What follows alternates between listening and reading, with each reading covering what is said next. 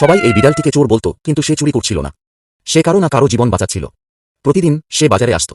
কখনো দোকান থেকে সাবান চুরি করত, কখনো কারো ব্যাগ থেকে কলা চুরি করত। একদিন কেউ তাকে ফিরিয়ে করত, কিন্তু বিড়ালটি কখনো ভয় পেত না। সে চুপচাপ জিনিসপত্র তুলে ঝোপের আড়ালে লুকিয়ে থাকত। একদিন একটি ছেলে তার পিছনে পিছনে গিয়ে সেই ঝোপের কাছে পৌঁছে গেল।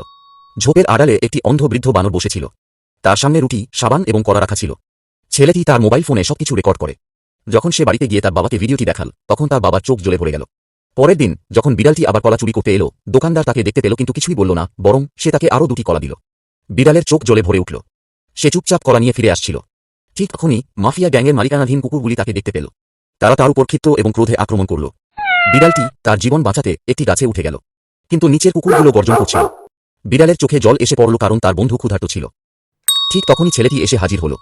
সে কুকুরগুলোকে দেখতে পেল। সে একটা লাঠি তুলে নিল এবং দৌড়ে গেল। সে লাঠি দিয়ে তাদের মারতে শুরু করল। একটি কুকুর ধরা পড়ল, এমনকি রাগে তার হাত পা ভেঙে ফেলল। কুকুরগুলো পালিয়ে গেল। বিড়ালটি ধীরে ধীরে গাছ থেকে নেমে এলো। সে ছেলেটির কাছে গিয়ে তার হাত থাবা দিয়ে ধরে বলল, ধন্যবাদ বন্ধু।